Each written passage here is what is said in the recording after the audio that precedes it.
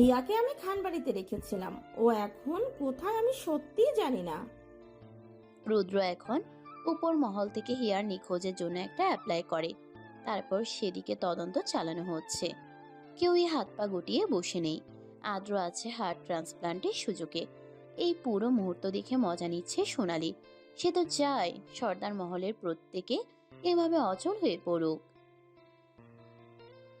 এটার সুযোগ খুঁজেছিল সোনালি এতদিন। মিহিরের ঘরে এসে বসেছে মাত্র।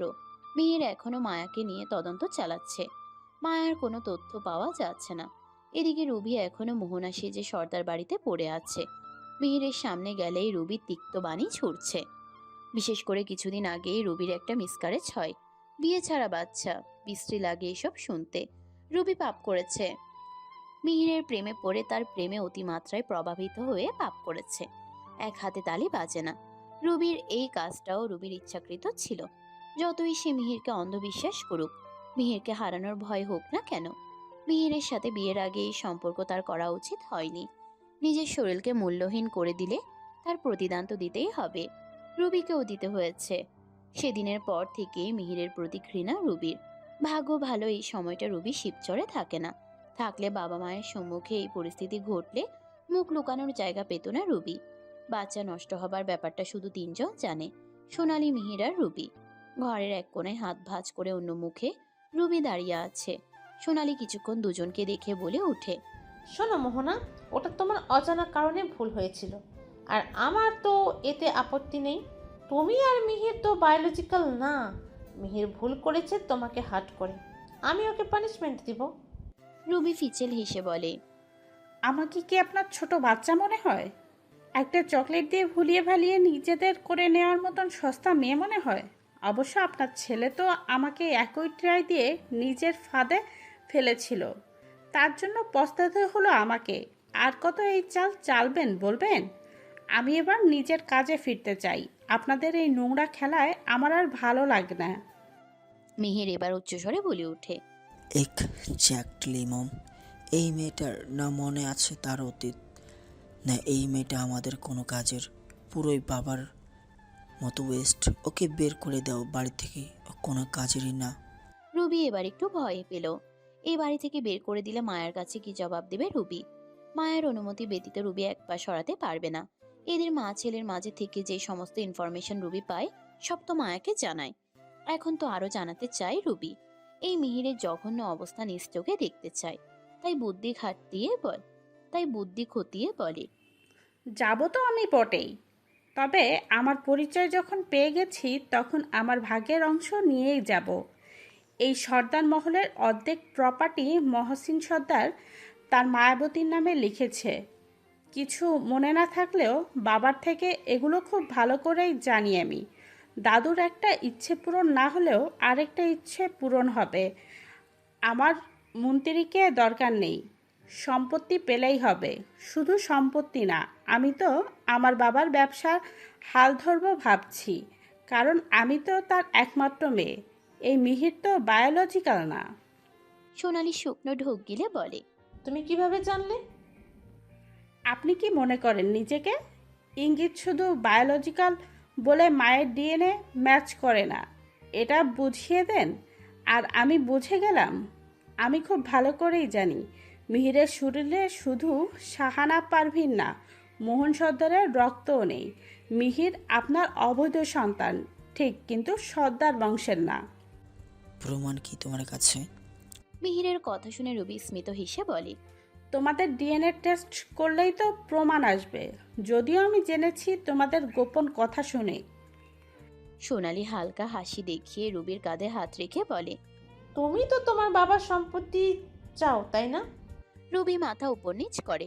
সোনালি মিহিরকে ইঙ্গিতে চুপ করতে বলে রুবির উদ্দেশ্যে বলে, তোমার বাবা তো তার সম্পত্তি রাজকে দিয়ে দিয়েছে, রাজের কাছে বিক্রি করেছে, ওই যে ব্যবসা ওঠার জন্য। এখন এই মহলে আমরা আছি শুধু সর্দার পদবি আছে বলেই। সব কিছু দেখতে গেলে এই সম্পত্তির মালিক এখন একজন, শাহমীর রাজ সর্দার। যার সম্পত্তির অধিকার এখন তার বউয়েরও ভবিষ্যৎ বাচ্চার। বাচ্চা না আসলেও শাহমীর রাজের বউ কিন্তু এসেছে। দুর্ভাগ্যবশত মোহনা নামক মায়াবতী না, মায়া নামক মায়াবতী। ওই রাজের মায়াবতী তো তুমি নও এখন, মায়াবতী তো ওই মায়া। তাহলে তোমার সম্পত্তি পেতে হলে কি করা উচিত বলো তো? কি করা উচিত আমার? মায়াকে তোমার রাস্তা থেকে সরানো, তবেই না সম্পত্তি পাবে। ভ্রুকুটি করে রুবি বলে। কিভাবে? মায়ার জায়গা মোহনা নেবে। রাজকে মোহনা বিয়ে করলে সম্পত্তি সব মোহনা পাবে। তখন তুমি তোমার অধিকার পেলে আর কি। এর মানে আমাকে মায়ার এগেনস্টে যেতে হবে? হ্যাঁ। রুবি উল্টো দিক ফিরে শুকনো ঢোক গিলছে। এ কোন ফ্যাসাদে পড়লো সে? মায়ার হয়ে কাজ করতে এসে মায়ের বিরুদ্ধে যেতে হবে। মায়ের অগ্নিরূপের কথা ভাবলে এখানে গা কাঁপছে। তাও বর্তমান সামাল দিতে বলে। ওকে ফাইন, তবে তাই হোক। সোনালি একটু স্বস্তির নিঃশ্বাস নিল। মিহির পাত্তা না দিয়ে নিজের মতো মায়ের কথা ভাবছে। রুবি যদি রাজকে বিয়ে করে তবে মিহিরের রাস্তা ফাঁকা। মায়ের মতো মেয়েকে ভাগ্যে পাওয়া অনেক ব্যাপার। সোনালি এখন তাকে সুবর্ণ সুযোগ করে দিচ্ছে। এটাই কাজে লাগাবে মিহির। মায়া রাজ আলাদা হলে সবারই ভালো। মুখে মৃদু হাসি ফুটল মিহিরের। প্রতিদিনের মতো এদিক ওদিক বাইক নিয়ে ঘুরছে রুদ্র। হিয়াকে নিয়ে মালিনীর কাছে বারবার জিজ্ঞাসাবাদ করেও কোনো উত্তর জানা গেল না। হিয়ার কলেজের সমস্ত বন্ধু বান্ধবীদের বাসায় গিয়ে অনেক জিজ্ঞাসাবাদ করে। মন্ত্রীর বোনের পরিচয়ের জন্য রুদ্রের সুবিধা মিলছে জিজ্ঞাসাবাদে, কিন্তু রুদ্র হিয়ার খোঁজ পেল না। মাঝ রাস্তায় ফোন বেজে উঠল রুদ্রের। বাইক থামিয়ে পকেট থেকে ফোন বের করে দেখে রাজের কল। রিসিভ করতেই রাজের কর্কশ কণ্ঠ শুনতে পায়। আমার বোনের খবর পেলি? রুদ্র নীরবে নিঃশ্বাস নেয়। উত্তর দিতে পারছে না। বারবার একই ভঙ্গিতে উত্তর পেতে পেতে রাজ নিজেও অভ্যস্ত। কান থেকে ফোন সরিয়ে কেটে দিল কল। পিছন থেকে মাহমুদ সর্দার সোফায় বসা অবস্থায় বললেন, এবারও কি চুপ? রাজ মাথা উপর নিচ করে। মালিনী চোখের পানি মুছে বলে, আমি তো ওকে খানবাড়িতেই রেখে এসেছিলাম। এরপর কোথায় গেল মেয়েটা কিছুই বুঝলাম না। সোনালি সিঁড়ি দিয়ে নামতে নামতে এদেরকে দেখে মালিনীর কাছে এসে মালিনীকে সান্ত্বনা দেয়। রাজ ফোন পকেটে ঢুকিয়ে বাইরে বের হলো। মায়ের কাছে যাবে এখন সে। বাইরে বের হতেই আকাশে বিকট শব্দ করে বিন্দু বিন্দু পানির দেখা দিল। রাজ গাড়িতে উঠে বসে। সেই সাথেই চারপাশে বৃষ্টিতে ঘিরে ধরল। রাজ বৃষ্টির পানি দেখছে। গাড়ি চালাচ্ছে ড্রাইভার। রাজের এখন বক্ষ ফাঁকা লাগছে। শূন্য বক্ষে হাত বুলিয়ে বলে, আমার বক্ষে তোমাকে প্রয়োজন মায়াবতী।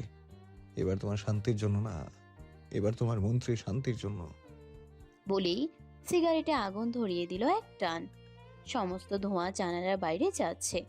গাড়ির জানালার ভিতর দিয়ে বৃষ্টির ফোঁটা ঢুকছে। রাজের চোখ মুখ ভিজে এসেছে। ভালো লাগছে বেশ।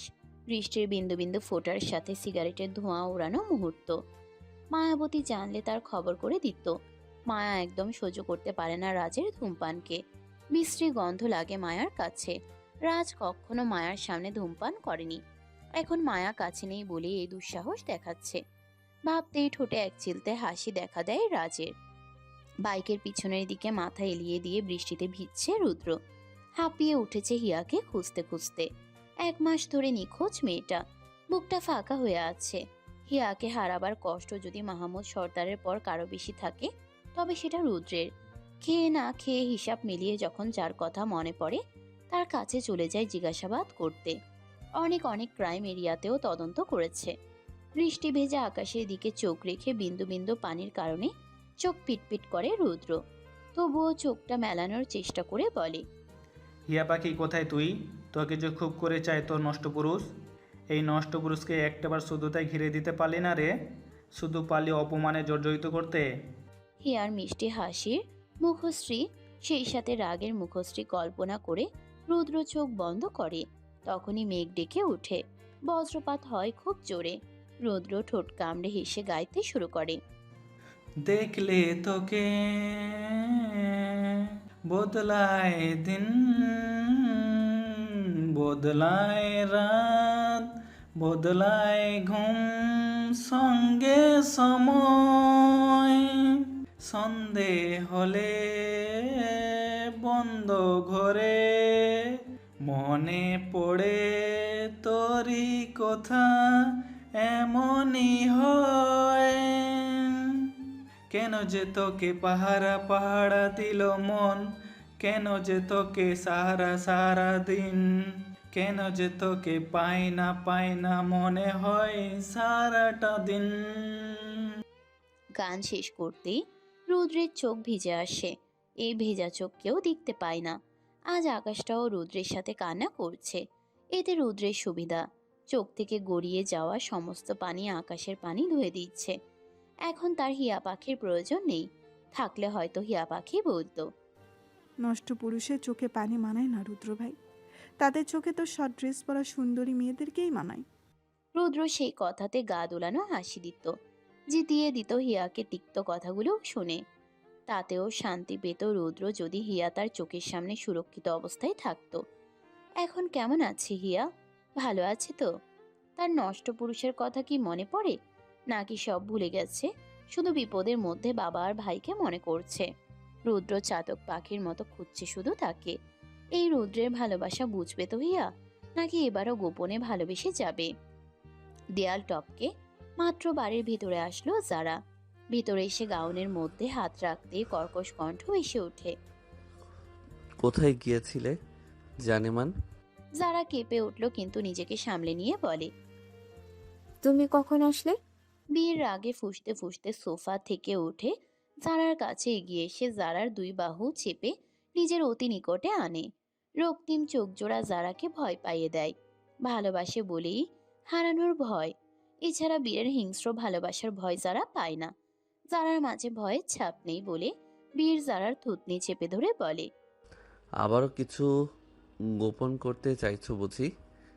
একবার আমাকে নিয়ে ডিয়ার দেখানো, তারপর আমাকে ধোকা দেওয়া, নিজের আসল মাফিয়া দেখানো, এত কিছু কি কম নাকি যে আবারও নতুন প্ল্যান আসছো? মগজে একটা কথা ভালো করে ঢুকিয়ে রাখো, যত বড় চাল চালো না কেন তুমি আমারই থাকবে। আমার শেষ নিঃশ্বাস ত্যাগ হবার আগ পর্যন্ত তোমার নিস্তার নেই জানেমান। জারার চোখ দিয়ে গল গল করে পানি পড়ছে। যারা আবেগে বলেই দেয়, যেদিন আমি তোমার থেকে তোমার মূল্যবান সম্পদ আমি তছনছ করে দেব, সেদিনও কি পারবে আমাকে নিজের করে রাখতে? বীরের হাত আলগা হয়ে আসতে নেয় যারার এহেন কথাতে। যারা বুঝতে পেরে সরে যেতে নিলেই বীর আবারও জারাকে শক্ত করে ধরে নিজের মাঝে লেপ্টে নেয়। মুখে কিছু বলে না। জারার মুখটা বীরের বুকে এসে আটকে গেল। জারার কানের লতিতে ছোট্ট করে কামড় দিল বীর। যারা একটু কেঁপে উঠলেও মৃদু হাসলো। বীর ফিসফিস করে বলে, আমার মূল্যবান সম্পদ তো তুমি নিজেই। যারা নিশ্চুপ হয়ে নরম চাহনি দিল। বীরের মুখে নিজের কথা রোমাঞ্চকর বাণী দিয়ে ফেরত পেল। এখন কিছুই বলার নেই জারার। হাসপাতালে এসে মায়ার কেবিনে মাত্রই পৌঁছালো রাজ। মায়ার জ্ঞান ফিরেছে ঘন্টা 2 হবে। রাজ আসতে দেরি করেছে। হাসপাতালে পৌঁছে মায়ার কেবিনে ছুটে এলো। মায়া বেডে শুয়ে আছে। কপালে ব্যান্ডেজ করা, হাতে ক্ষতগুলোর দাগ আছে, কিন্তু ব্যথা নেই।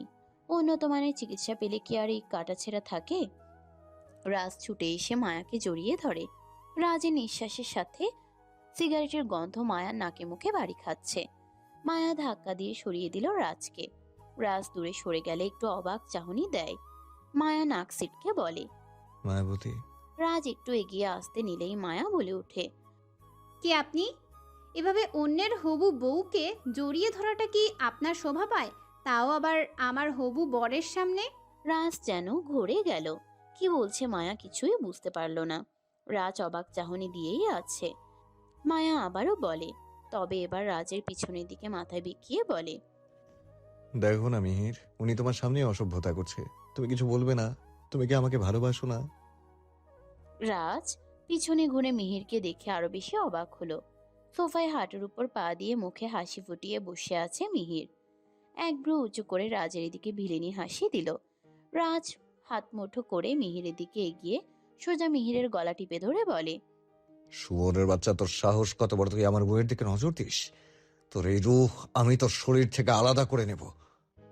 মিহির খুব খুব করে হেসে ওঠে। মায়া হাইপার হয়ে ওঠে। বেড থেকে উঠে কোনো রকমে রাজের হাত ধরে খামছে, বলে, ছাড়ুন ওনাকে, আপনি ওনাকে মারছেন কেন? রাজ অগ্নি দৃষ্টি দিয়ে মায়ার দিকে ফিরে বলে, তুমি এই কাপুরুষের জন্য আমার সাথে ঝগড়া করছো Mayabati? Do you have any idea who is he? He is my fiancee. বিবাহিত মেয়ের কোনো হবু বর থাকে না। এই ছোট্ট বিষয়টা কি তোমার মাথায় আঘাতের সাথে নিঃশেষ হয়ে গেছে? মায়া চোখ ছোট ছোট করে বলে, কে বিবাহিত? আমি বলেছি আমার হবু বর মিহির। তাহলে আমি বিবাহিত হই কিভাবে? রাজ মায়ার দিকে চোখ স্থির রেখেছে। মাথায় আঘাত পেয়ে কি তাহলে মায়ার স্মৃতি গেল, ভাবছে রাজ। এই 2 ঘন্টার মাঝে কি তবে মিহির মায়ার মাথায় সুযোগ বুঝে অন্য কিছু ঢুকিয়ে দিল? আসলেই তো তাই। না হলে কি মায়ার মতো মেয়ে মিহিরকে হবুবর বলতে পারে? রাজকে না চিনে অন্য কাউকে নিজের হবুবর বলা মানে তো এটাই যে মায়ার কিছুই মনে নেই। মিহিরকে ছেড়ে দিয়ে রাজ কল করে আদ্রকে। আদ্র রিসিভ করে না, সে এখন অন্য জায়গায় ব্যস্ত। শিডিউল অনুসারে অন্য জায়গায় সার্জারি চলছে আদ্রর। রাজ তাকে দেখে চোখে কাঠিন্য ভাব বজায় রেখে বলে, কি হয়েছে আমার বউয়ের? ডাক্তার শুকনো ঢোক গিলে বলে, ওনার স্মৃতিশক্তি হারিয়ে গেছে। সরি টু সে, উনি কিছুই মনে রাখেনি। রাজ আঙ্গুল উঁচিয়ে মিহিরকে দেখিয়ে বলে, ও এখানে কি করে এলো? দেখুন, আপনারা তো বাইরের মানুষ, অ্যালাউ করতে দেবেন না, কিন্তু সর্দার পরিবারের মানুষ তো অ্যালাউ। আমি সর্দার পরিবারের মানুষকে না বলি কিভাবে? তাই রুগীকে দেখতে আমি সবার প্রথমে যাকে পাঠিয়েছি তাকেই ঢুকতে দিয়েছি। রাজ জোরে জোরে দুটো নিঃশ্বাস নিয়ে মিহিরের দিকে ফিরে তাকালো। মিহিরের পাশে মায়া দাঁড়িয়ে আছে।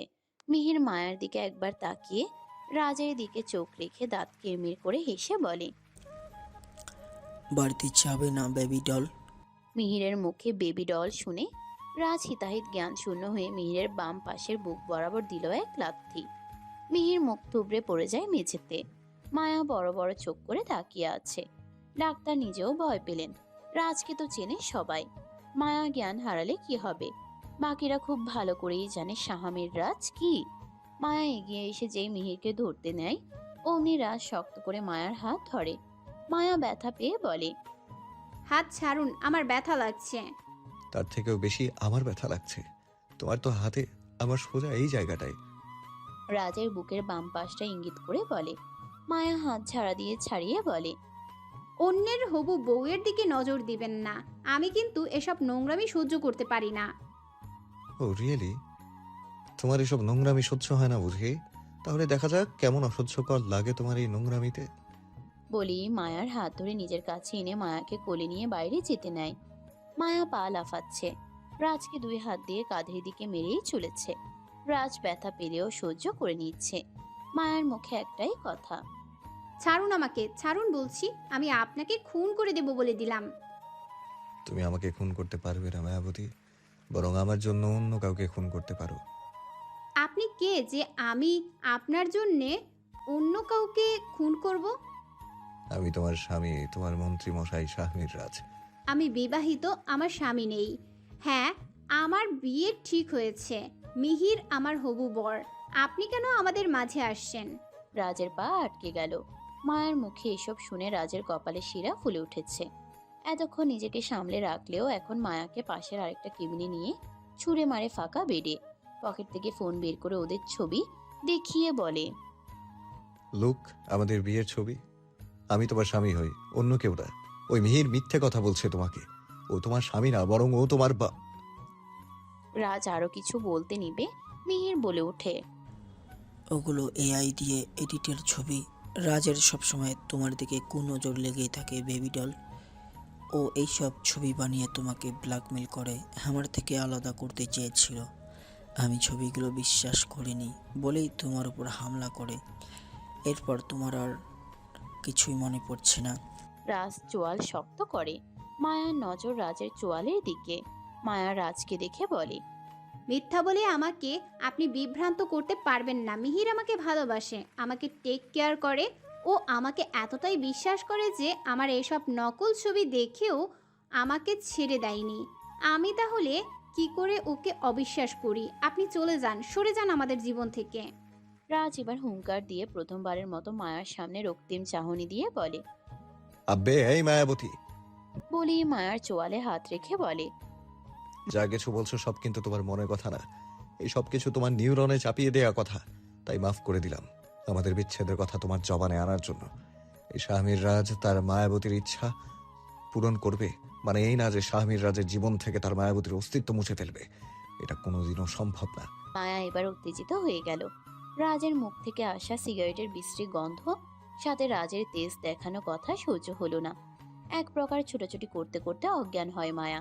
ডাক্তার এগিয়ে এসে মায়াকে দেখে, নার্স এসে মায়াকে আগের কেবিনে নিয়ে গেল, ঠিকভাবে শুয়ে দিল বেডে। কিছুক্ষণ পর ডাক্তার বাইরে এসে দাঁড়াতেই রাজ বলে, কি হয়েছে ওর? ওনার জ্ঞান ফেরার পর মেমোরিতে প্রথমেই ঢুকানো হয় উনি মীর সর্দারের হবু বউ। তাই এটা অসম্ভব হলেও মানতে হবে যে উনি যেটা বিশ্বাস করেছেন ওটা অতি দ্রুত মিথ্যা প্রমাণ করা যাবে না।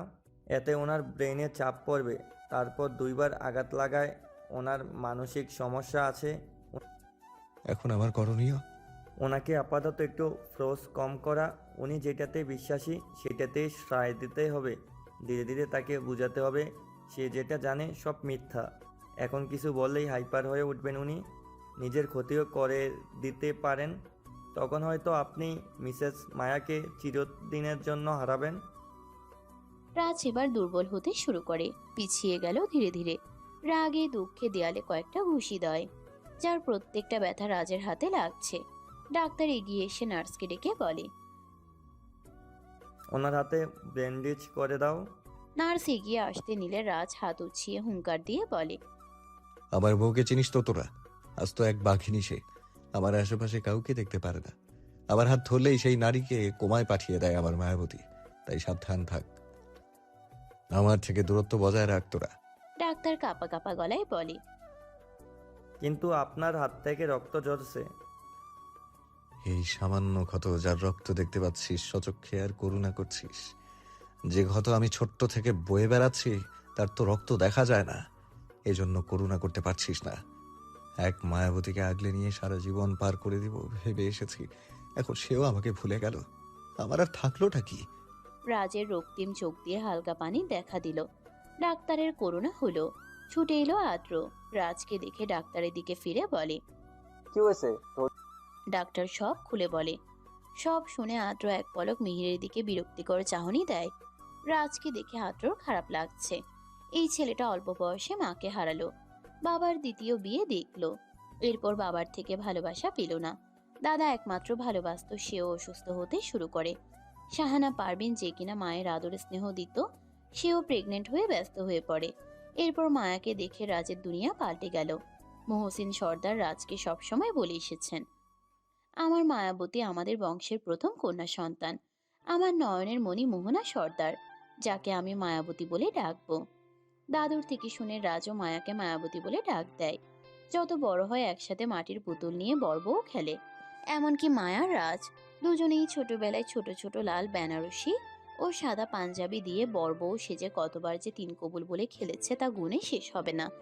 রাজ ধীরে ধীরে প্রাপ্তবয়স্ক হতে থাকে। তখনই মায়ার জন্য আলাদা অনুভূতি দেখা দিল।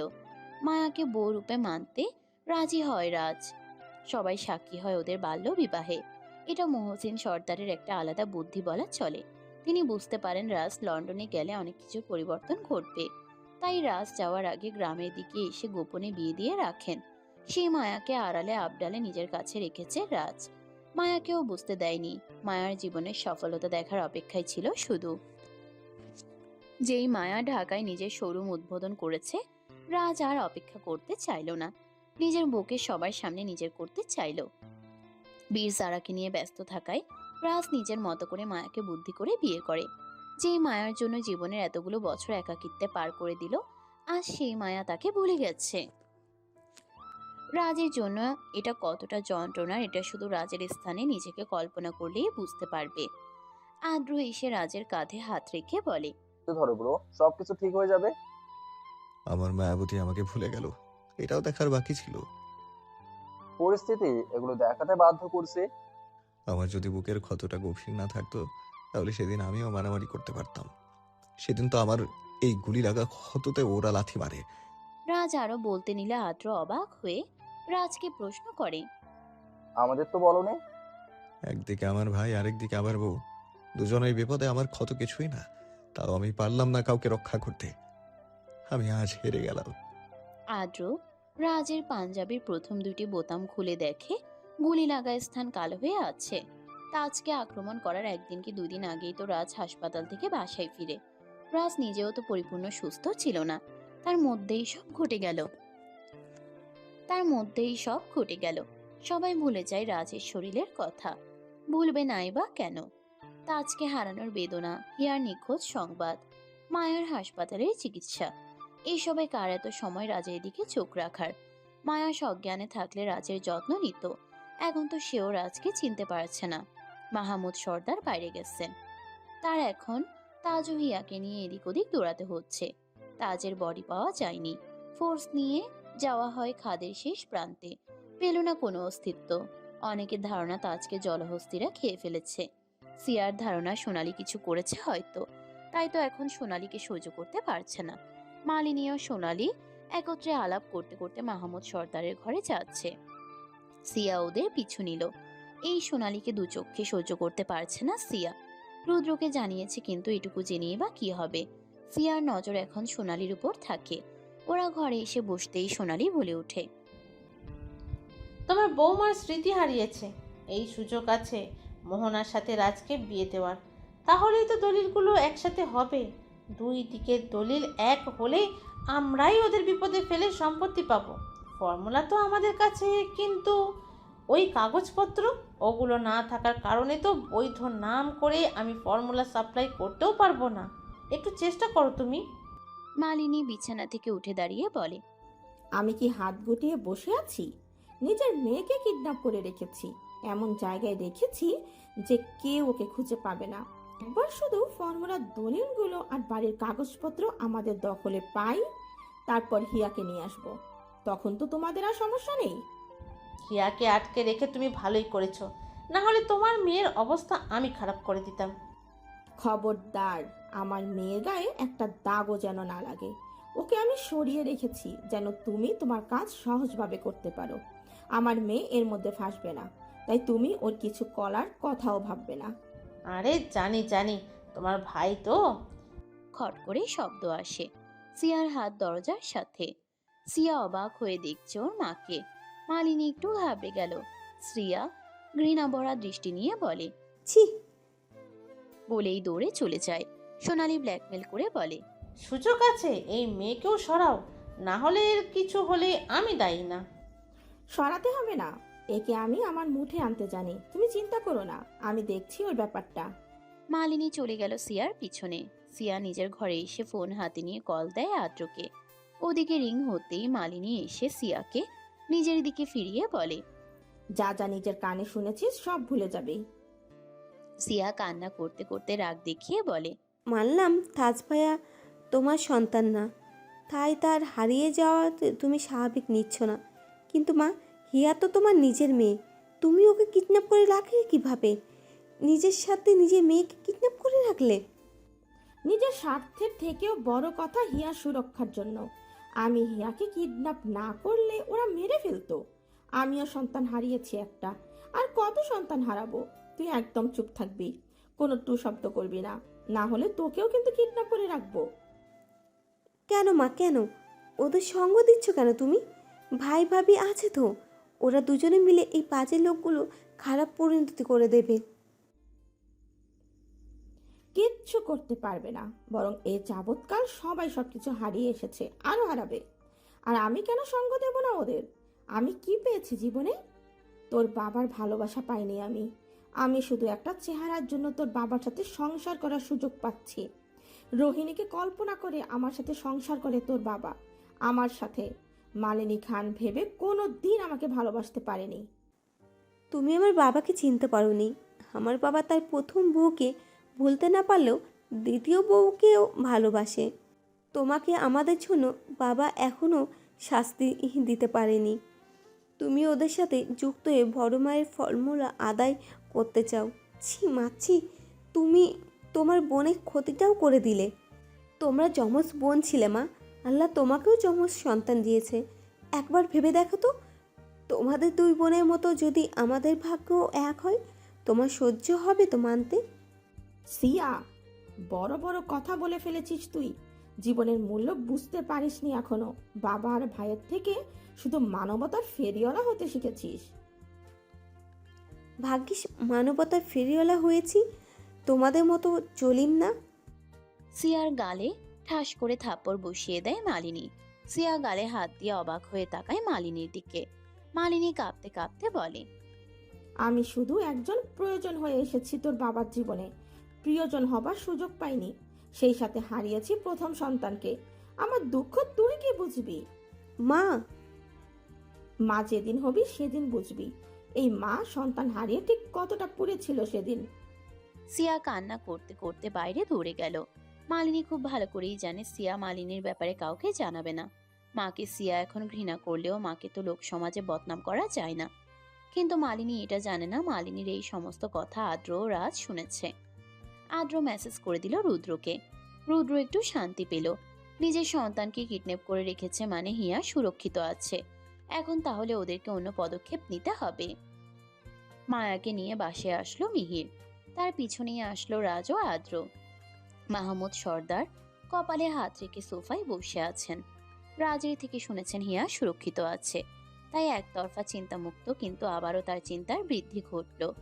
তার বৌমা স্বামীকে ভুলে তারই বাবার আরেক ঘরের ছেলেকে হবু বর হিসেবে মানছে। এই জীবনে মাহমুদ সর্দারকে কত কিছুর সম্মুখীন হতে হলো। বেচারা এখনো স্ট্রোক করেননি কেন, এটাই তিনি বুঝতে পারছেন না। এইসব দেখার সাথে সাথেই তো স্ট্রোক করবার কথা। ছেলে মেয়ে বউ বৌমা এক এক সময় যে খেলা দেখাচ্ছে, তার এই পৃথিবীতে শুধু দর্শক হিসেবেই জন্মাতে হয়েছে বলে মনে হয়। মায়া এসে বাড়ির আশেপাশে সব জায়গায় চোখ বোলালো। মিহির মৃদু হেসে বলল, এটাই আমাদের বাসা, এখানে তোমার আর আমার সংসার হবে। পিছন থেকে রাজ হাত মুঠো করে এগিয়ে আস্তে আস্তে বলে, তোর সংসারের গুষ্টি কিলাই। কিন্তু এগোতে পারল না। আদ্র হাত ধরে আটকে রাখলো। বীর যারা এসেছে মাত্র। রাজের থেকে সব শুনে মায়াকে দেখতে আসা। মো পিয়াস বসে আছে সোফায়। বোনকে দেখে এতক্ষণ কান্না করলেও মিহিরের কথা শুনে মো যেন আকাশ থেকে পড়ল। পিয়াস বিড়বিড় করে বলে, বউ পাগলা মন্ত্রী আজ বউকে অন্যের সাথে প্রেমালাপ করতে দেখেছে, বেটা বেঁচে আছে কিভাবে? মো ব্রুকুচকে বলে, তুমি কি বলতে চাও জিজু মারা যাক? সেটা মরলেও মরা তো উচিত ছিল ওই তৃতীয় ব্যক্তিকে। মরবে দেখে রেখো। বীর এসে মায়ার সামনে দাঁড়িয়ে বলে, কেমন আছিস বোন? মায়া বীরের দিকে তাকিয়ে বলে, আপনি কে? বীর কিছু বলার আগে মিহির এসে বলে, উনি তোমার ভাই হয়, তোমাকে ছোটবেলা থেকে নিজের বোনের পরিচয় দিয়ে বড় করেছে। ছোটবেলা থেকে পরিচয় দিয়ে? তোমাকে রাস্তায় পেয়েছিল, তোমার বাবা মায়ের খোঁজ পাওয়া যায়নি তাই। ও আচ্ছা, ওই লোকটা এখানে কেন? উনি তো আমাদের আলাদা করতে চেয়েছিল, তোমাকে অনেক মেরেছিল, তো আমাদের আবার আলাদা করে দিবে না তো? রাজের দিকে আঙ্গুল তাক করে বলে মায়া। মিহির সবার সাথে পরিচয় করিয়ে দিল মায়াকে। অতঃপর রুদ্র এসে পাশে দাঁড়াতেই আদ্র বলে, এসব তুই দেখ, আমি গেলাম। মূলত আদ্র এখন সিয়ার কাছে যাবে। সিয়ার মনের অবস্থা ভালো না, তাকেও তো সময় দেওয়া উচিত। রুদ্র মাথা উপর নিচ করে আদ্র চলে যায়। সোনালি এসে মায়াকে দেখে মিষ্টি হাসি দিয়ে বলে, আমার মায়া মা এসেছে শেষমেশ। রাজ বোম ফাটার মতো চাহনি দিল। মাহমুদ সর্দার এখনো কপালে হাত দিয়ে রেখেছেন। যারা সোনালীকে দেখা মাত্রই মুখ ভেঙচি দিল। সোনালী দেখেও মায়ের দিকে ফিরে বলে, খুব তাড়াতাড়ি তোমাদের বিয়ে দেবো মা। মোহন সর্দার এবার চুপ থাকতে পারলেন না। তেলে বেগুনে জ্বলে উঠে বলে, মাথা কি তোমারও গেল নাকি? সোনালী পিছন ফিরে মোহন সর্দারের উদ্দেশ্যে বলে, মেয়েটার সামনে এভাবে কথা বলো না, দেখছো না কেমন মলিন চেয়ে আছে, ভয় পাবে তো এইভাবে কথা বললে।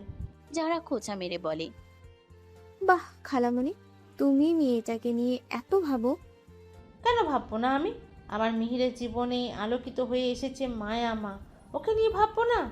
তোমার মিহিরের জীবনে আসলেও তোমার সতীনের মেয়ে সে, বুঝতে তো পারছো না। খাল কেটে কুমির আনতে চাচ্ছ, কুমিরের পাল্লায় পড়লে বুঝবে মজা। বিড় করে বলে যারা। বীর এসব দেখে ক্ষিপ্ত হুঙ্কার দিয়ে বলল, এগুলো কোন ধরনের নাটক হচ্ছে? আমার বোনকে নিয়ে কি শুরু হলো? বীর আরো বলতে নিবে যারা বীরের হাত টিপে ধরে। বীর বিরক্তিকর চাহনি দিল জারার দিকে। যারা এবার বীরের কানের কাছে মুখ রেখে বলে, বলছি নাটক যখন জমে যাচ্ছে, স্বামী যখন স্ত্রী এই অবস্থায় চুপ আছে, তুমি কেন এত ফাইবার হচ্ছ? এনজয় করো না মুহূর্ত। শাট আপ মায়া, আমার বোন, রাজু আমার ভাই। মায়ের না হয় মাথা ঠিক নেই, কিন্তু রাজ, ওর তো এসব মানতে কষ্ট হচ্ছে। ভাই হয়ে আমি কেন আমার বোনকে কিছু বোঝাবো না?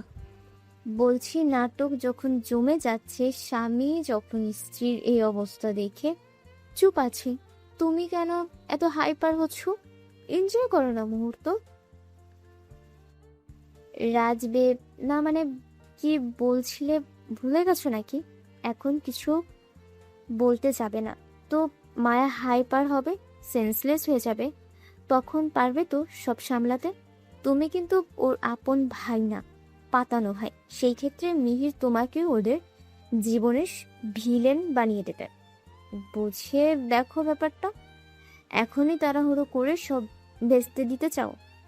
বীর ভাবলো সারার কথা ঠিকই আছে, এখনই সব ভেস্তে দেওয়া যায় না, তাই চুপ করে সোফায় বসে পড়ল।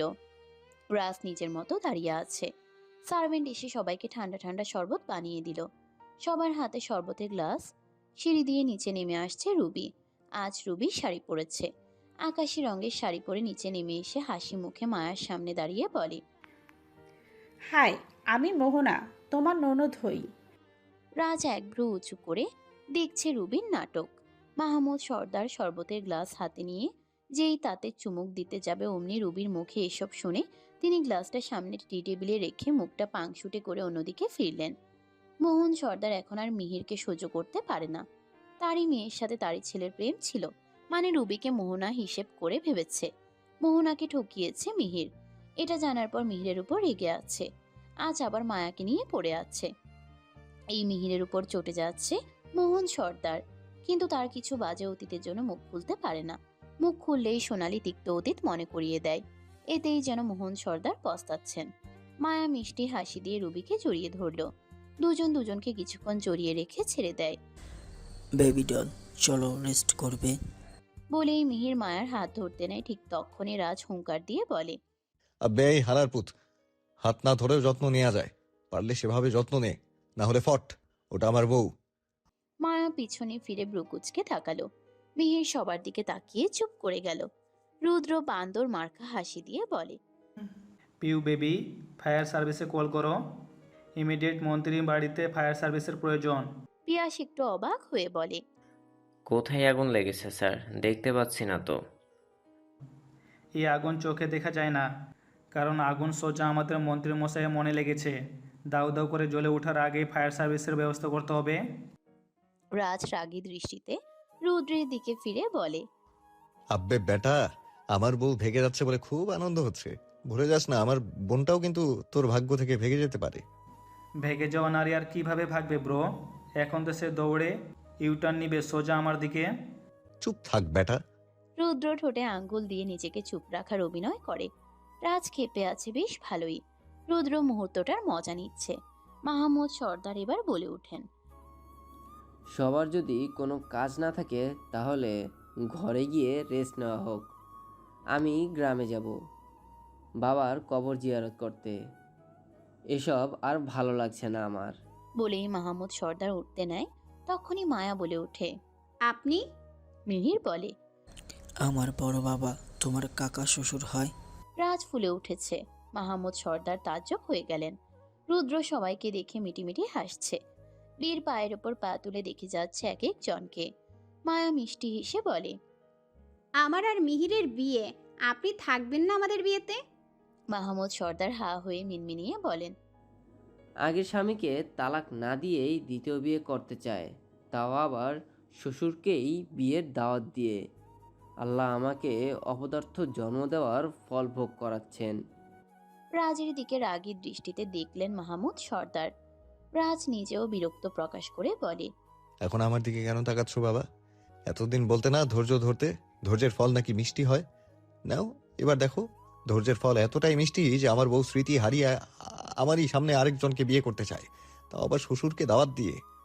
ধৈর্য ধরতে বলেছিলাম, ঘিরুবিহীন চলাফেরা করতে বলিনি। বীর পাশ থেকে বলে, মাথা ঠান্ডা করুন ফুপা, এখানে মাথা ঠান্ডা রাখতে হবে। আমার কাছে কিছু গোলমেলে লাগছে। ভ্রুকুটি করে মাহমুদ সর্দার বলেন, মানে বোনের মুখভঙ্গি দেখেন ভালো করে। বোন অভিনয় করছে। কিন্তু কেন? এটা ওই ভালো বলতে পারবে। আমার মাথা মোটা ছেলে কি কিছুই ধরতে পারছে না? ওর মাথা ঠিক নেই, বুদ্ধি দিয়ে খেলছে না রাজ। এখন ও আমার ফর্মে এসেছে আর আমি ওর ফর্মে গেছি। ছেলেটার এমন হিংস্র রূপ আজ প্রথম দেখছি। হয়ে যায় ফোপা, ধৈর্যের বাঁধ ভেঙে গেলে এমন হিংস্র রূপ দেখাই দেয়। ওকে কন্ট্রোলে আনো তাহলে। এই সুযোগ পাচ্ছ বলে মনে হয় না। দেখো গিয়ে তোমার ভাই কোন অঘটন ঘটিয়ে দেয়, কারণ এখন ব্যাপারটা তার বউয়ের দিকে চলে গেছে। বীর মৃদু হাসলো। বউয়ের দিকে নজর পড়লে কোনো স্বামী ঠিক থাকতে পারে না, সে যেই হোক না কেন। আর এখানে তো লাগামহীন বউ পাগলা রাজ নিজেই। মায়া ব্রু কুচকে সবাইকে দেখছে। মালিনী এবার আগ বাড়িয়ে বলে, এমনিতেও আমাদের মানসিক অবস্থা তেমন ভালো না, এখন এসব পরিবেশ তৈরি করা উচিত হবে না। সোনালি ইশারায় চোখ রাঙালো, মুখে হাসি ফুটিয়ে বলে, শুভ কাজে বাধা দিও না আপা। মায়া মা কি বলতে চায় আমরা শুনি আগে। তো মা, তুমি কবে বিয়ে করতে চাও আমার ছেলেকে? রাজ কর্কশ কণ্ঠে মোহন সর্দারের উদ্দেশ্যে বলে, কাকা, তোমার 2 নম্বর বইয়ের মুখে স্কচ টেপ লাগাও, না হলে আমি কিন্তু সুপার গ্লু লাগিয়ে দেব। এমনও হতে পারে কথা বলার জন্য জিব্বাটাই থাকলো না তার, তখন আমার বউকে আমার থেকে দূরে রাখার ফল তোমার 2 নম্বর বউ ভোগ করবে বোবা হয়ে। মায়া আড়ালে হাসলো। সোনালি রেগে গেলেও মিহির হাত ধরে শান্ত রাখে, কানে কানে বলে, রাত চাই বলুক, রেগে যেও না মম। লাটাই আমাদের নাগালে, আমরা ঘোরালেই ঘুরবে এই লাটাই, তাই মাথা ঠান্ডা রেখে অবলা সেজে খেলে যাও। সোনালি মাথা উপর নিচ করে মায়ের দিকে ফিরে বলে, ওর কথা বাদ দাও তো মা, তুমি আসো একটু বসবে, আমরা বিয়ে নিয়ে আগে ডিসকাস করি। বীর এবার সোনালির উদ্দেশ্যে বলে, আমার বোনটা হাসপাতাল থেকে আসলো মাত্র, আর আপনি বিয়ে নিয়ে পড়ে আছেন। বিয়েটা তো আর বন্ধ হয়ে যাচ্ছে না, আগে ওকে রেস্ট নিতে দিন। মায়া সবার দিকে তাকিয়ে বলে ওঠে, না, আমি যদি এই বাড়িতে থাকি তো বউয়ের অধিকার নিয়ে থাকবো, না হলে আমি এই বাড়িতে থাকবো না। আর বউ যখন আমাকে হতেই হবে, তাহলে বিয়ে নিয়ে দেরিতে কেন কথা বলবো, এখনই সব হোক। সোনালি সুযোগ বুঝে বলে ওঠে, তাহলে সবার সামনেই আমরা আলোচনা করি, সবাই যখন আছেই এখানে, বসে একটা সুষ্ঠুভাবে ব্যবস্থা নেওয়া হোক। রাজ সোনালির দিকে চোখ রাঙিয়ে বলে, ও রিয়েলি? সোনালি শুকনো ঢোক গিলে বলে, হ্যাঁ, আমাদের মায়া যেটা চাইবে আমাদের তো তাই করতে হবে, এটাই তো আমাদের নিয়মে ছিল, আজ কেন তাহলে তার ঊর্ধ্বে যাবে? রাজ পকেটে হাত রাখলো, ওখানে রিভলভার আছে, বের করার জন্য হাত খচখচ করছে। রুদ্র এখনো মজা নিচ্ছে, কারণ সে জানে শেষ খেলাটা রাজ দেখিয়ে দিবে। বউকে নিয়ে এত বেশি ধৈর্য ধারণ রাজ করতে পারবেই না। সবাই সোফায় গিয়ে বসলো। রাজ বিরক্ত হয়ে খাবার টেবিলের সামনে গেল, এক গ্লাস পানি নিয়ে সবার দিকে ফিরল। এখানে তার বউয়ের বিয়ে নিয়ে কি আলোচনা হয় এটা সেও দেখবে। মাহমুদ সর্দার দোয়া দরুদ পড়ছেন, কার যে খুন হবে এটা বলতে পারছেন না, কিন্তু মা ছেলের যে কোনো একজন আজ মরবে এটা শিওর। সবাই বসে পড়লেও মায়া আর রুবি দাঁড়িয়েছিল। সোনালি রুবিকে ইশারা করে হলরুমে সে আলিশান আসনে বসতে, যেটা মায়ারাজের জন্য। রুবি ইশারা পেয়ে চলে যায় সেদিকে। যেই বসতে নিবে তার আগে ওখানে বসে মায়া। রুবি ব্রুকুচকে তাকালো। সোনালি বলে উঠে, ওটা তোমার আসন না মা, ওটা মোহনার আসন। মায়া আসনের সব দিকে চোখ বোলালো, অতঃপর বলে, আমি তো নাম দেখছি না। মোহন সর্দার রেগে গিয়ে বলে, ওখানে নাম লেখা থাকে না, কিন্তু ওখানের অধিকার হিসেবে দুজনের প্রাপ্য। তুমি এর আগেও একবার হক দেখাতে এসেছিলে, আজকে আবারও। আমি তোমার ক্ষমতা দেখে আশ্চর্য হয়ে যাই। যার কোনো অধিকার নেই সে নির্দ্বিধায় অধিকার দেখায়। আমরা এই পরিবারের হয়েও এমন অধিকার দেখানোর সাহস পাই না। মায়া মৃদু হেসে মোহন সর্দারের দিকে চোখ রেখে বলে, অধিকার আপনা আপনি কারো নিকট দৌড়ে আসে না, অধিকার কেড়ে নিতে হয়। আমি আমার অধিকার আদায় করতে জানি, যেটা আপনারা জানেন না, তাই আপনারা আজ অবধি এই আসনের যোগ্য হয়ে উঠতে পারলেন না। আমিই না হয় নিজেকে যোগ্য করে তুললাম। মিহির হেসে সোনালির কানে কানে বলে, দেখেছ মম, তোমার হবু বৌমার খেলা। এই জন্যই তো আমি এই মেয়েকেই আমার জীবন সঙ্গী করতে চাই। রূপে সেরা, গুণে সেরা, আর তেজ তার তো আলাদা এক ভাইবস আছেই। রুবি চলে আসতে নিলে সোনালি চোখ ইশারা দিয়ে বুঝিয়ে দেয় ওখানেই বসো, আর মিহিরকে বলে। মোহনা থাকতে এই তেজ তুচ্ছ। মিহির ফিচেল হাসলো, সামনে তাকিয়ে বলে। আমি তোমার ছেলে মম, কিন্তু আমি মানুষ চিনতে ভুল করি না রুবি। মোহনাকে আমি চিনি ঠিকই, তেমন আমার বেবি ডলকে খুব ভালো করে চিনেছি। সোনালির কথা মতো রুবি মায়ার দিকে ফিরে বলে। এখানে রাজের পুতুল বউ মানে মোহনা সর্দারের বসার অধিকার রাখে, সে হলো আমি, অন্য কোনো নারী না। রাজ এতক্ষণ পর ঠোঁটে হাসি ঝুলালো। এবার মায়া কি করে দেখতে চায়। মায়াও মুখে হাসি ফুটিয়ে বলে। মোহনা সর্দার ব্যতীত অন্য নারী কেন বসতে পারবে না? মোহন সর্দার বলে ওঠে। ওখানে নিয়ম অনুসারে এই বাড়ির বড় পুত্র মানে স্বামীর রাজের বউ বসতে পারবে। তাকে তো বাবা মোহনার সাথেই বিয়ে ঠিক করে দেয়। তুমি তো আবার মিহিরকে বিয়ে করতে যাচ্ছ, তাহলে তোমার সুযোগ কোন দিক থেকেই নেই এখন। বাড়ির বড় পুত্র শাহমীর রাজ কার সন্তান? আমার বড় ভাই মাহমুদ সর্দারের। এই বাড়িতে মাহমুদ সর্দারের পুত্র হিসেবে যেমন শাহমীর রাজের অধিকার আছে, ঠিক তেমন আপনার সন্তান হিসেবে তো মিহির সর্দার অধিকার রাখে। আমি কেন মিহির সর্দারের ওনারে বসতে পারবো না? এখানে বসা কি উইলে নিষেধ করা আছে? মিহির ভ্রু নাচিয়ে সোনালির দিকে তাকালো। সোনালি মায়ার খেলা দেখে তাজ্জব হয়ে গেল। মুখে হাসিও ফুটল সোনালির। এবার তো সোনালি মনে প্রাণে চায় এই মায়াকে নিজের পুত্রবধূ করতে। সোনালি এবার মোহন সর্দারকে বলে। মেয়েটা ভুল কিছু তো বলছে না। আমার মিহির তো আমাদের একমাত্র পুত্র সন্তান। বাবার বানানো এই আসনে কেন মিহির হক পাবে না? মাহমুদ সর্দার ভ্রুকুটি করে তাকালেন। মুখে কিছু না বললেও তার ভাবভঙ্গি এমন যে সকলকে বুঝিয়ে দিল মিহির এই পরিবারের জন্য কিছুই করেনি। রাজ তো দেশের সেবা করে, সাথে পরিবারের সম্মান ধরে রাখে। এছাড়া মহসিন সর্দারের হাতে গড়া নাতি। রাজের মর্ম নিয়ে কথা বলার সাহস দেখালো কিভাবে? সোনালি চুপ করে থাকে। মায়া জারার দিকে তাকায়। জারা চোখ টিপ দিতেই মায়া আরেকটু উস্কানি দিয়ে বলে। আমি এত কথা বুঝি না। আমি আমার প্রিয় জিনিস আদায় করে নিতে জানি, এমনকি করেছি। আমার জিনিসে যেন কেউ হাত না বাড়ায়। রুবির দিকে চোখ রাঙিয়ে বুঝিয়ে দিল। রুবি ঢোক গিলে মায়ের দিকে মাথা কাত করে আড়ালে বুঝিয়ে দিল। জো হুকুম জনাবা। মাহমুদ সর্দার এবার সবাইকে চুপ থাকতে দেখে সুযোগ বুঝে ঢকঢক করে শরবত গিলে নিলেন। বলা চায় না আবার কার থেকে কিসব শুনে আর গলাটা শুকনোই রাখতে হয়। অলরেডি গলা শুকিয়ে এসেছে। শরবত শেষ হতেই সোনালি বলে ওঠে। আমি চাই বিয়েটা পরশু হোক। এত দেরি করার তো প্রয়োজন নেই। পরশুদিন কোনো মতে বিয়েটা দিয়ে পরেই না হয় অনুষ্ঠান করে নিলাম। মোহন সর্দার সোনালির দিকে ফিরে বলে। মায়েরাজের ডিভোর্স কি তোমার বাবা এসে দিয়ে যাবে? সোনালি নিচু হয়ে বলে। দ্বিতীয় বিয়ে হয়ে গেলে প্রথম বিয়ের ভ্যালু থাকে না। নাসির তামিমাকে দেখেছো তো? এখন চুপ থাকো। তোমার ছেলের সুখ দেখতে চাইলে মুখ বন্ধ রাখবে বলে দিলাম। না হলে আমাদের মাধ্যমে তোমার ব্যবসায় যা একটু লাভবান হচ্ছে তাও হবে না। মোহন সর্দারের মুখ বন্ধ হয়ে গেল। মায়া শুনেও না শোনার মতো করে বলে। পরশু কেন বিয়ে হবে? সোনালি একটু থমকে গেল। ডেট কি পেছাবে নাকি? মায়া বলে ওঠে। বিয়েটা কাল হয়ে গেলেই তো আমি আজ রাতের জন্য এই বাড়িতে থাকতে পারি, না হলে 2 দিন হবু শ্বশুর বাড়িতে থাকাটা ঠিক মানায় না। কথাটা মায়া রাজের চোখের দিকে তাকিয়ে বলে। রাজ বিষম খেল সাথে সাথে। রুদ্র পিঠে চাপড় দিয়ে বলে। রিল্যাক্স ব্রো, এটা তোমার বউ হলেও স্মৃতি হারিয়ে অনের বউ। রাজ গা ঝাড়া দিয়ে সরিয়ে দিল রুদ্রকে। সোনালি হাত তালি দিয়ে বলে। তাহলে কালকেই বিয়ের আয়োজন করা হোক। মাহমুদ সর্দার মুখ বন্ধ রেখে কপালে হাত দিলেন আবার।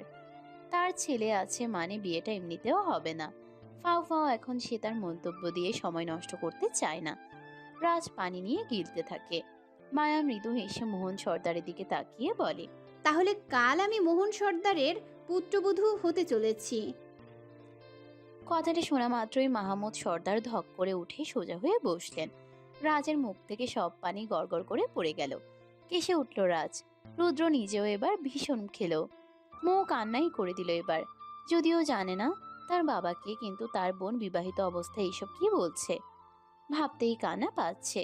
মৌ এখন সময় গুনছে কখন সে মায়াকে আলাদা পাবে আর বলবে মায়া রাজের বউ। এইসব দেখতে আর ভালো লাগছে না মৌয়ের। পিয়াসের কানে কানে বলে। মিহিরের মতো বাজে জিজু আমার চাই না।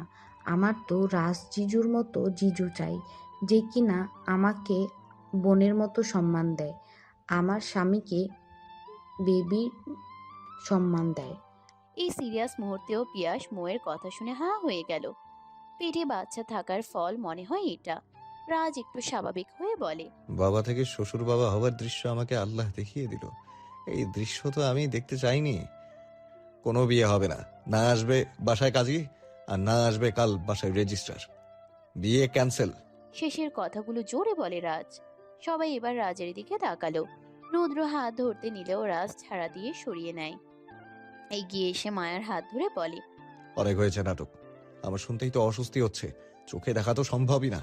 এসব এখন বন্ধ করা হোক। কোনো বিয়ে হবে না, শুনেছে সবাই? তাহলে কোনো কমিউনিটি সেন্টার বুক করা হোক। মায়ার কথা শুনে রাজ মায়ার দিকে অগ্নিদৃষ্টি দিল। মায়া মুখে হাসি ফোটালো। মিহির এগিয়ে এসে বলে,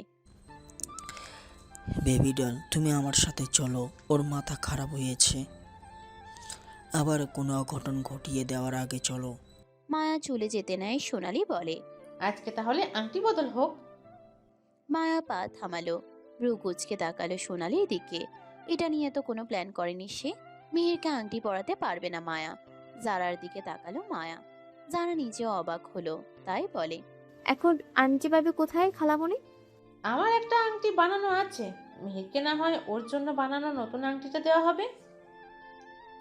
এরপর ওরা বিয়ের পর কে কাকে কি দেবে এটা ওরা বুঝে নেবে।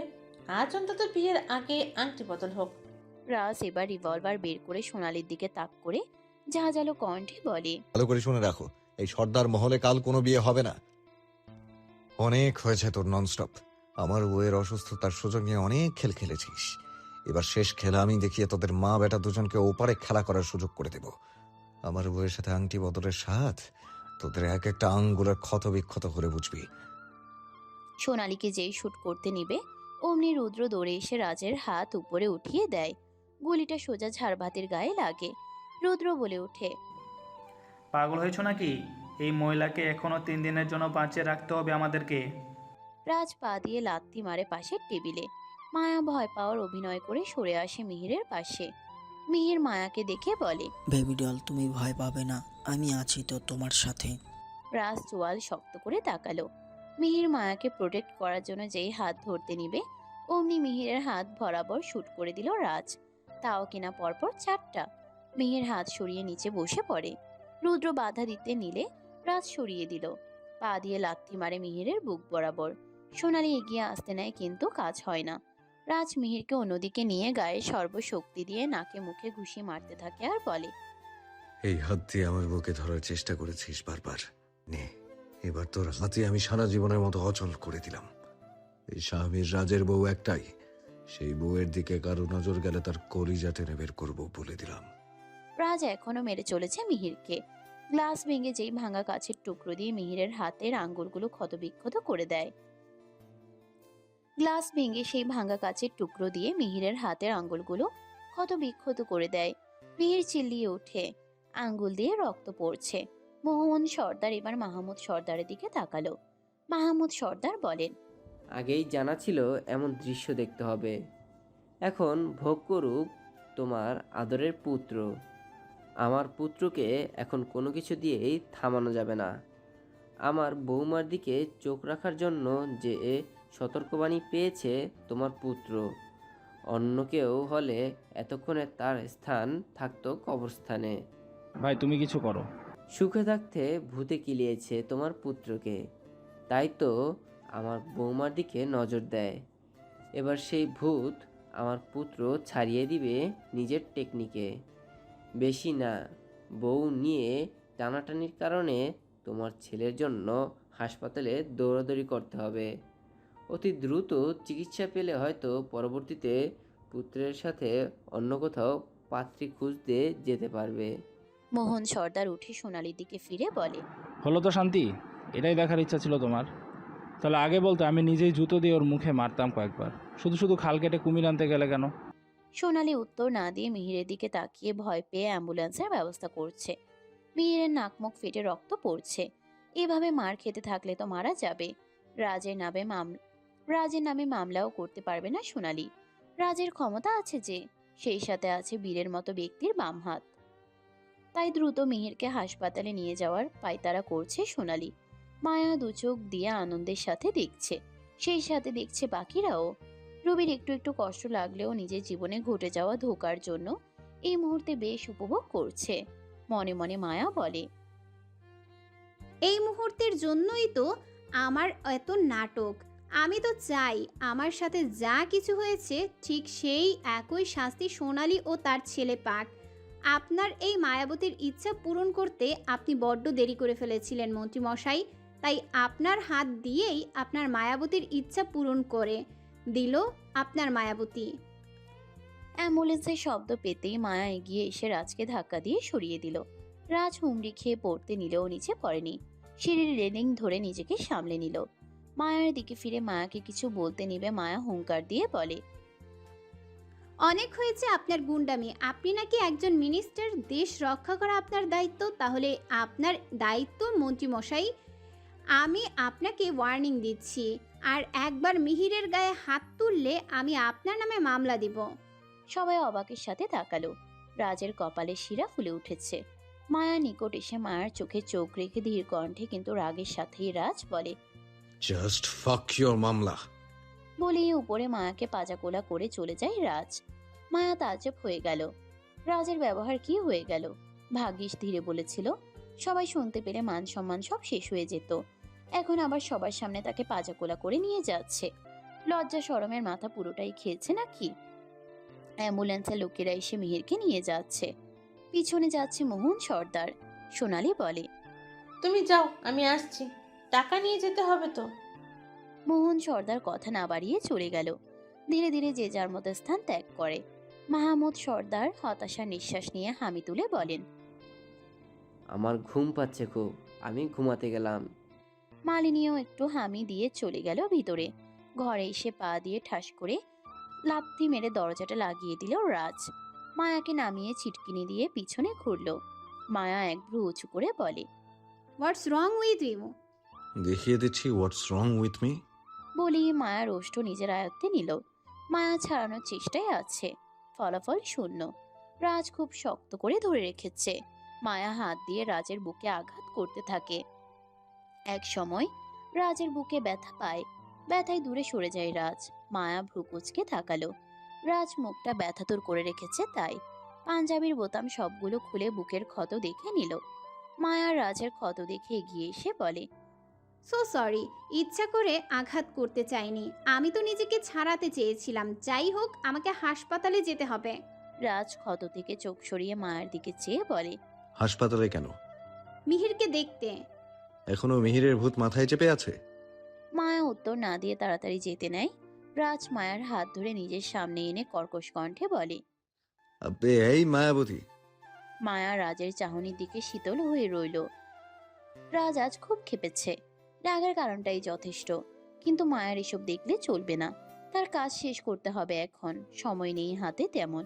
সোনালির সাথে থাকতে হবে তাকে। মায়া হাত ছাড়ানোর চেষ্টা করতে করতে এক সময় রাজের হাতে কামড় দেয়। রাজ ব্যথা পেলেও হাত না সরিয়ে বলে, love bite, I like it Mayabati. আমাকে যেতে দিন। মরে গেলেও না। বলেই মায়াকে নিজের বক্ষে স্থান করে দেয়। মায়া স্তব্ধ হয়ে গেল। মাথায় তার একটা বিষয় ঘুরছে, সোনালির সাথে বের হয়ে নেক্সট মিশন শুরু করা। রাজ সুযোগ দিচ্ছে না। মায়া সরে আসার জন্য রাজের গা আলগা করতে চায়। রাজ বুঝলো মায়া এমনই করতে থাকবে। তাই সে মায়াকে আরো বেশি জব্দ করে ধরে রাখে। মায়া একটু স্থির হলে রাজ মায়াকে কোলে তুলে নেয়। মায়া ভ্রুকুটি করে বলে, what? I am in romantic mood. So what? I need refreshing romance, যেটা আমাকে বাথরুম বিলাস দিতে পারে। কি? এখন আমার মুড বাথরুম বিলাস করতে তারা দিচ্ছে। এইসব কি কথা মন্ত্রী মশাই? রাজ বাক্য ব্যয় না করে মায়াকে কোলে নিয়ে গেল বাথরুমে। বাথটাবের উপর শুয়ে দেয়। মায়ার গা ভিজে গেল। মায়া এদিক ওদিক তাকিয়ে রাজের দিকে চোখ স্থির রাখলো। বাথটাব থেকে উঠতে নিলে রাজ মায়ের উপরে ঝুঁকে বলে, একদম আমার মুড স্পয়েল করবে না। বাথরুম বিলাসী কেউ আমাকে ডিস্টার্ব করুক, এটা আমার পছন্দ না। মায়া হাত দিয়ে থাবা দিল রাজের বুককে। রাজ ব্যথা সহ্য করে মায়ার ঠোঁটে চুমু দিয়ে বলে, দুষ্টুমি করবে না মায়াবতী, মন্ত্রী মশাই রোমান্স করতে পারে না তো।